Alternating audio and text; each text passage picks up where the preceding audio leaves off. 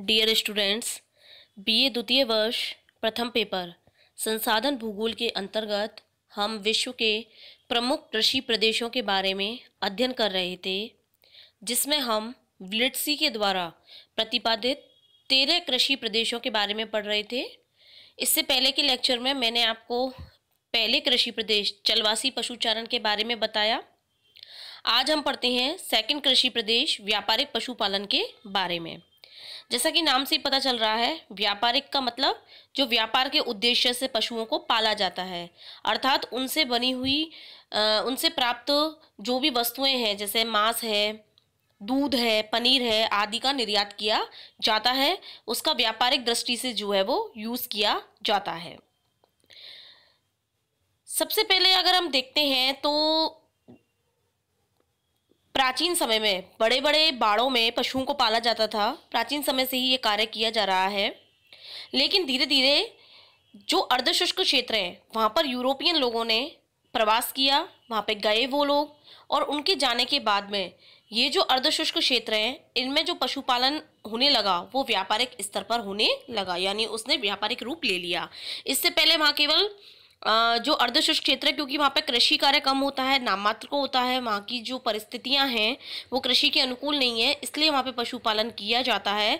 लेकिन जैसे ही यूरोपीय लोगों ने जब वहाँ पे प्रवास किया तो उन्होंने धीरे धीरे वहाँ के पशुपालन की तकनीकों में परिवर्तन लाया और वहाँ पर पशुपालन ने अपना व्यापारिक रूप ले लिया। सबसे पहले बात करते हैं व्यापारिक पशुपालन के वितरण के बारे में, अर्थात विश्व के किन किन क्षेत्रों में व्यापारिक पशुपालन किया जाता है। विश्व के जो शीतोष्ण अर्धशुष्क प्रदेश हैं उनमें ये मेनली किया जाता है, जिसमें मुख्य रूप से उत्तरी अमेरिका, दक्षिणी अमेरिका और जो ऑस्ट्रेलिया महाद्वीप है उसका स्थान आता है। ये 3 महाद्वीप ऐसे हैं जहाँ पर मेनली व्यापारिक पशुपालन किया जाता है। सबसे पहले बात करते हैं उत्तरी अमेरिका के बारे में। उत्तरी अमेरिका में पश्चिमी संयुक्त राज्य अमेरिका और कनाडा का जो प्रेयरी क्षेत्र है तथा उत्तरी मैक्सिको, इन तीनों ही क्षेत्रों में व्यापारिक पशुपालन किया जाता है। यहाँ पर जो यूरोपीय लोग थे उनके आने से पहले बनेले भैंसे रहते थे। बनेले भैंसों की एक क्या है, ब्रीड है जो यहाँ पर विचरण करती थी, और यहाँ के जो मूल निवासी रेड इंडियन है वो इन बनेले भैंसों को मार करके खाते थे। फिर धीरे धीरे यहाँ पर जो है वो पशुपालन के तरीकों में अंतर आया, और उत्तरी मैक्सिको, दक्षिणी टेक्सास और जो कैलिफोर्निया में गाय, बैल और घोड़े हैं उनको पालने का कार्य स्टार्ट हुआ। ये काम स्टार्ट किया स्पेन के लोगों ने। इसके बाद में धीरे धीरे अनुकूल वातावरण होता गया, जिसके कारण यहाँ पर पशुओं की संख्या में धीरे धीरे वृद्धि आने लगी, और जो पशुपालन है, जैसे कि जो एक स्थानीय स्तर पर पशुपालन होता था, उसने अपना व्यापारिक रूप ले लिया। उत्तरी अमेरिका में जो घास के क्षेत्र है वहां पर पशुओं को का पालना आसान हो जाता है, क्योंकि वहां पर क्या है, घास आसानी से मिलती है। इसके अलावा जो उत्तरी अमेरिका है उसके उत्तरी भागों में तो ग्राम और दक्षिणी भागों में बफेलो नाम की घास मिलती है। इसके अलावा जो उच्च पर्वतीय क्षेत्र है उनमें भी छोटी छोटी घास मिलती है। तो इन घासों के मिलने के कारण यहाँ पर जो चारागाह हैं उनको विकसित करना और पशुओं का पालन करना काफी आसान हो गया है। मांस के लिए पशुपालन जो किया जाता है वो वृहद मैदान, एरिजोना और पूर्वी जो आरेगन के पठार हैं तथा जो उच्च पर्वतीय घाटी हैं उनमें किया जाता है। यहाँ पर मांस के लिए गाय, भेड़ और सुअरों को बड़े पैमाने पर पाला जाता है। तो इस तरीके से जो उत्तरी अमेरिका है उसमें जो घास के मैदान है, यहाँ पे शुष्क घास के जो मैदान मिलते हैं, जिसके कारण यहाँ पर जो है वो मांस उद्योग का काफी विकास हुआ है। इसके अलावा अगर हम बात करें तो उत्तरी अमेरिका में ही शिकागो है जहाँ पे मांस की बड़ी मंडी है। यहाँ पर पैकिंग करके जो मांस हुए है उसको रेफ्रिजरेशन के माध्यम से रखा जाता है और फिर पैकिंग करके निर्यात कर दिया जाता है। इसके अलावा जो पश्चिमी संयुक्त राज्य हैं उनके रैंचों में मांस के चौपाए और दूसरे उत्तम ऊन की भेड़ें जो हैं उनको पाला जाता है। इसके अलावा यहाँ पे अंगोरा बकरियां हैं उनको भी पाला जाता है। तो इस तरीके से हम देख सकते हैं कि अमेरिका में मेनली जो पर्वतीय क्षेत्र है उनकी घाटियां हैं और घास के मैदानों में पशुपालन किया जाता है। सेकंड आता है दक्षिण अमेरिका। दक्षिण अमेरिका में अर्जेंटीना, यूरुग्वे और दक्षिणी ब्राजील में जो व्यापारिक पशुपालन है वो मेनली किया जाता है। अर्जेंटीना में जो बड़े बड़े घास के बागान हैं, चारागाह हैं, जहाँ पर मांस के लिए पशुओं को, और 1/3 भेड़ें जो होती हैं वो पाली जाती हैं। यहाँ पर मेनली पंपाज शीतोष्ण घास के मैदान है। पशुपालन का सबसे ज्यादा विस्तार जो है वो पंपाज में और पैटागोनिया में ही है। पंपाज में डरहम, हरफोर्ड और अंगुस नस्ल के गाय बैल और डॉम्स व मैरिना नस्ल की भेड़ें पाली जाती हैं। इसके अलावा जो गाय बैल और भेड़ है वो मांस के लिए, और मांस के अलावा जो मैरिनो भेड़ है वो ऊन के लिए ही केवल पाली जाती है।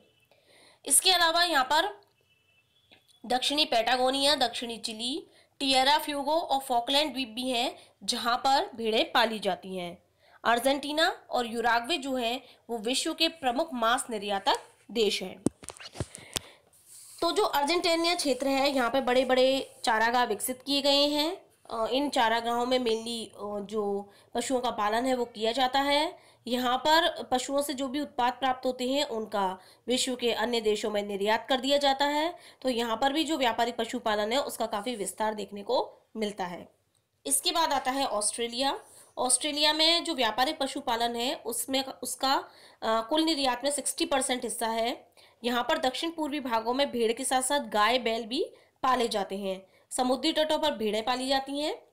ऑस्ट्रेलिया में बहुत बड़े बड़े चारागाह हैं। इसके अलावा यहाँ पे जो क्वींसलैंड है और न्यू साउथ वेल्स है उसमें पशुओं को खिलाने के लिए ब्रिगोल नाम की वनस्पति मिलती है। उस ब्रिगोल नाम की वनस्पति से ही यहाँ पे पशुपालन बढ़ता है, लेकिन वर्तमान में धीरे धीरे जो है इस घास में कमी आ रही है, इसीलिए यहाँ पे पशुपालन में भी कमी आ रही है। इसके बाद जो नेक्स्ट आता है वो है न्यूजीलैंड। वर्तमान में जो न्यूजीलैंड है वो भेड़ के मांस और मेमनों का विश्व में सबसे बड़ा निर्यातक देश बन गया है। इस देश से निर्यात की जाने वाली जो वस्तुएं हैं उसमें 90% भाग पशुओं से प्राप्त वस्तुओं का होता है। न्यूजीलैंड में Auckland, Tauranga, New Plymouth, Whanganui, Napier और वेलिंगटन पशुचारण के मुख्य केंद्र हैं। जो दक्षिण अफ्रीका है उसमें भी जो उच्च पठारी भाग है वहाँ पर भी पशुपालन होता है। इसके अलावा जो दक्षिण पश्चिम अफ्रीका है उसके शुष्क भागों में काराकुल भेड़ें पाली जाती हैं।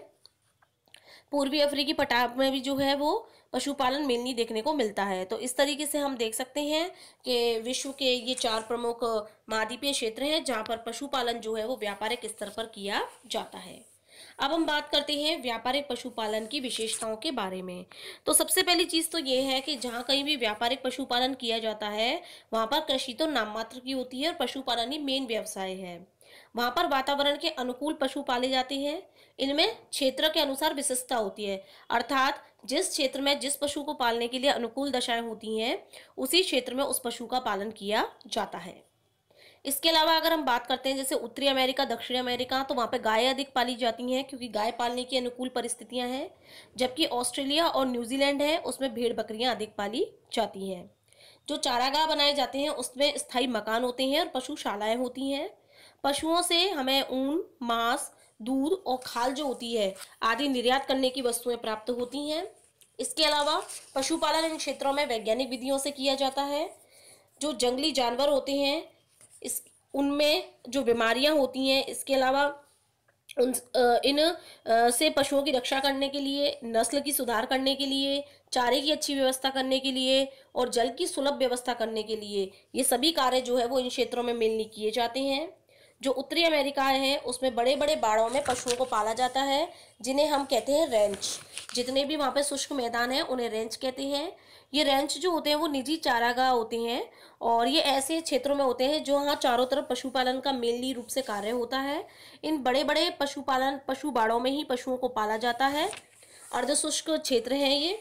इसके अलावा जो दक्षिण अमेरिका है, दक्षिण अमेरिका में इन पशुओं को पालने के लिए जो बाड़े होती हैं उन बाड़ों को एस्टेंशिया कहा जाता है।